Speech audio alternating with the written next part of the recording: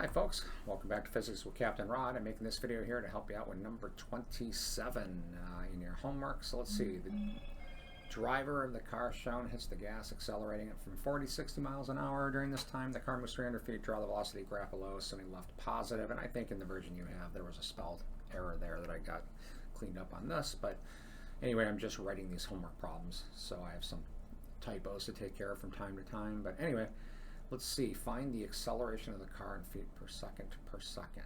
So starts by converting these to feet per second. And here's what that's going to look like. I'll take one of them. So we got 40. Now mile per hour means mile over hour. And when you do unit conversions, make sure you write it out. Times. Your first unit conversion needs to get rid of the miles, leaves us with feet. Second unit conversion needs to get rid of the hours, leave us with seconds. I'm going to let you look those values up and put them in the right place, but then you're going to get numbers here. You're going to get some number in feet per second here, same thing here. Now this is the one at t equals 0, we'll call it on the graph. So your first point on the graph might look something like this, and then put the appropriate number here in feet per second.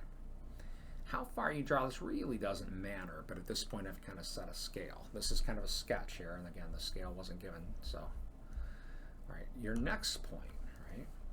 Your time is now some bigger number, but it's unknown, and that's perfectly fine. We'll just say t. Then you have a new number, and it's going to be a bigger number, no doubt, right? So maybe something like this. Now I don't want to do too much for you here, but decide how to connect the dots, make assumptions appropriate, the same types of assumptions you see me do when you watch my example videos. Then there's two types of equations you can write for this, slope and area. My advice for you is going to be to start with this one right here. And the area is going to equal this 300 feet. So you should be able to use area set equal to the 300 feet to write an equation, and it should allow you to get the time out of it. You should be able to calculate a time.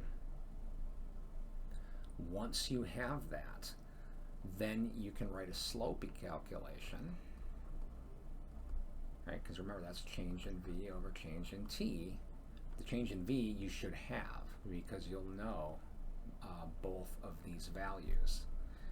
And then once you get your delta t, you can calculate the slope. So that should get you rolling with that. Actually, that should get you entirely through that.